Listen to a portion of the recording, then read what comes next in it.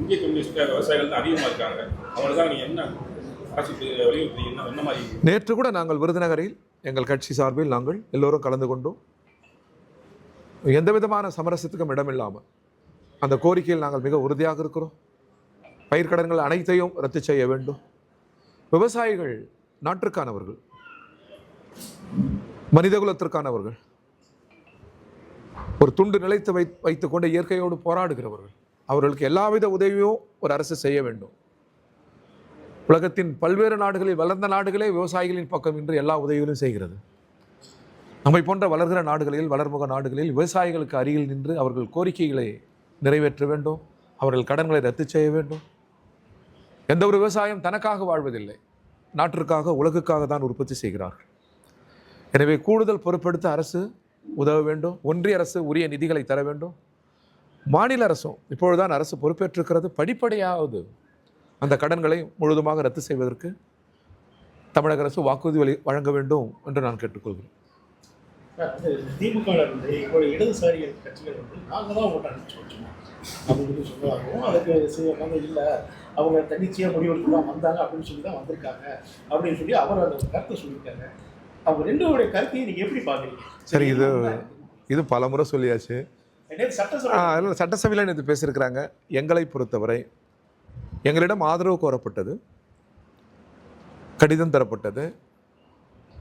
அன்றுள்ள சூழலில் அமைப்பாக நாங்கள் கூடினோம், விவாதித்தோம். நாட்டு மக்கள் தனிப்பெரும் கட்சியாக தவிகவுக்கு வாக்களித்திருக்கிறார்கள். எனவே அவர்களை அழைப்பது தான் ஆட்சிக்கு முறை. எனவே கவர்னர் ஆட்சி அமைக்க அழைக்க வேண்டும் என்று முதல் அறிக்கையை நான் கொடுத்தோம். அடுத்து ஆதரவளிப்பது என்று கட்சி முடிவு செய்து அந்த ஆதரவையும் நாங்கள் வழங்கினோம். இது அமைப்பாக கூடி தன்னியல்பில் கம்யூனிஸ்ட் கட்சி எடுத்த அரசியல் முடிவு ஜனநாயகத்தை காப்பதற்காக. மக்கள் அதிகாரத்தில் ஆளுநர் அமர்ந்து விடக்கூடாது.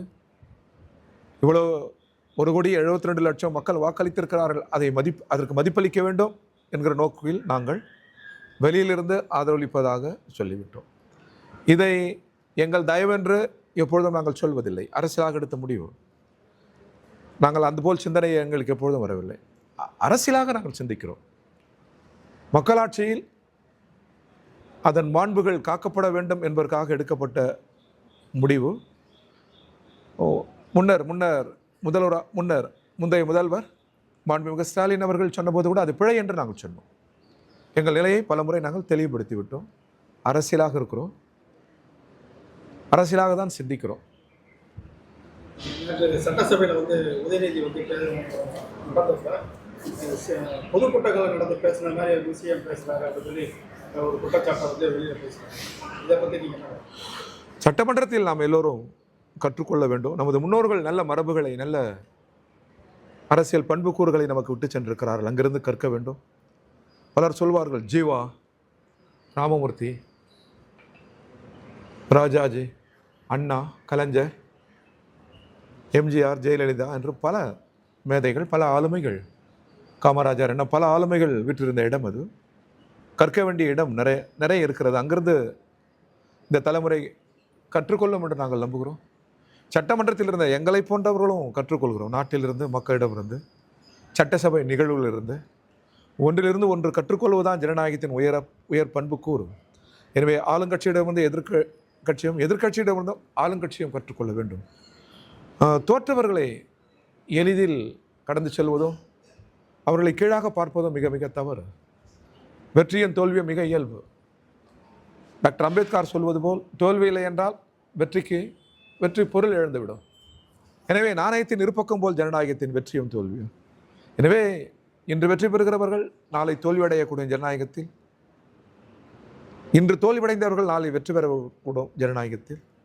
40-50 ஆண்டு காலமாக பல்வேறு அடக்குமுறைகளை சந்தித்து, தடைகளை சந்தித்து இன்று வரை போராடி வருகிற கம்யூனிஸ்ட் இயக்கம் இன்னும் அதிகாரத்திற்கு வரவில்லை. இதன் பொருள் நாளைக்கு வராது என்ற அர்த்தம் அல்ல. அடுத்த தலைமுறை சிந்திக்கிற போது, உரையாடல் செய்கிற போது நாடு இடது பக்கம் திரும்பும். நிலவுகிற இந்த முதலாளித்துவ சமூக அமைப்புக்கு மாற்றாக ஒரு புதிய சமூகத்தை அடுத்த தலைமுறை தேடுகிற பொழுது நாடு இடது பக்கம்தான் திரும்பும். பெரு அதற்கு உதாரணம். 4 தினங்களுக்கு முன்னால் இத்தாலியில் மேயர், தனித்தே கம்யூனிஸ்ட் மேயர் வெற்றி பெற்றிருக்கிறார்கள். அது ஒரு உதாரணம். தெலுங்கானாவில் தனித்தே மேயர் நாங்கள் வெற்றி பெற்றிருக்கிறோம், அது ஒரு உதாரணம். எங்கேயும் இடதுக்கு ஒரு இடம் இருக்கிறது. நிலவுகிற இந்த சமூகத்திற்கு மாற்று என்பது, முதலாளிகளின் சமூகத்திற்கு மாற்று என்பது உழைப்பாளி மக்களின் சமூகம்தான். கரத்தால் உழைக்கிற உழைப்பாளி மக்களின் சமூகம்தான். அந்த சமூகம்தான் இடது சமூகம் என்கிறோம்.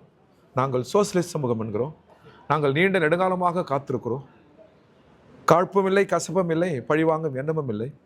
எல்லாவற்றையும் கடந்து அந்த நாளுக்காக நாங்கள் காத்திருக்கிறோம், களமாடுகிறோம், நாங்களும் கற்றுக்கொள்கிறோம். சார் முதல்வர் வந்து சினிமா படம் பார்த்தீங்க, விஜய் சார் வந்து ஒரு குட்டி ஸ்டோரி சொல்லியிருக்காங்க. அந்த குட்டி ஸ்டோரி எப்படி பார்க்குறீங்க? எல்லா குட்டி ஸ்டோரி சொல்லி முடிச்சதுக்கப்புறம் ஒரு செய்கை பண்ணியிருக்காங்க. இது வந்து சட்டப்பேரவையுடைய மாண்பு தானா? 50 வருஷம் இங்கே சட்டப்பேரவை நடந்திருக்கு. இதில் எந்த முதல்வரும் ஒரு எதிர்க்கட்சி தலைவரை இப்படி செஞ்சுருக்காங்களா? இப்படி அதை பற்றி இல்லை, யாரும் தாழ்வு பாராட்டக்கூடாது. அது முதல்வராக இருந்தாலும் சரி, எதிர்க்கட்சி தலைவராக இருந்தாலும் சரி, பிரதிநிதியாக இருந்தாலும் சரி, யாரும் தாழ்வு பாராட்டக்கூடாது. யாரையும் உடல் மொழியால் கடந்து செல்லக்கூடாது. எவ்வளவுதான் நேர் எதிர் கருத்து இருந்தாலும் பண்பு தவறிய வார்த்தைகளை பயன்படுத்தக்கூடாது. ஒருவரை ஒருவர் மதித்து ஒருவர் நிரப்பிக் கொள்வதில் தான் ஜனநாயகத்தின் வளர்ச்சி அடங்கியிருக்கிறது. அந்த வகையில் எல்லோருமே கூட்டாக சிந்திக்க வேண்டும். யார் தவறு செய்தாலும் அது தவறு. உயர் பொறுப்பில் இருக்கிறவர்கள் கூடுதலாக இருக்க வேண்டும். முதல்வர் அந்த தந்தையை தேடுகிறேன் என்று சொன்னது ஏற்புடையதல்ல. அதற்கு இன்னொரு மறுமொழியில் எதிர்க்கட்சி தலைவர் சொல்வதும், பிள்ளைகளை துணைவேரை அழைத்து எங்கே தேடுகிறோம் என்று சொல்வதும் ஏற்புடையதல்ல. இது நமது மரபுகளுக்கும் பண்புக்கூறுகளுக்கும் அந்நியமானது. அதிலிருந்து கடந்து செல்ல வேண்டும். மக்கள் பிரச்சனை ஏராளமாக இருக்கிறது. எளிய மக்கள், ஏழை மக்களின் பிரச்சனைகள் ஏராளமாக இருக்கிறது. அது குறித்து நாம் கூட்டாக சிந்திக்க வேண்டும் என்பதுதான் கம்யூனிஸ்ட் கட்சியின் வேண்டுகோள். மோடி அரசுடன் இணக்கமாக இருந்தால் வந்து தமிழ்நாடு அரசுக்கு நிதி கிடைக்கும்னு சொல்லி ஏற்கனவே டெல்லி போனப்போ வந்து நிதியமைச்சர் சொல்லியிருந்தாங்க. போன அரசு வந்து டெல்லியோட இணக்கமாக, அதனால நமக்குரிய ஃபண்டு வரல. இப்போ இணக்கமாக இருந்தால் நீங்கள் போட்டியோட இருப்பீங்க, எப்படி? இணக்கம் என்பது என்ன? ஒன்றிய அரசின் கடமை, டியூட்டி. மாநில அரசு தான் நிதியை கொடுக்கிறது.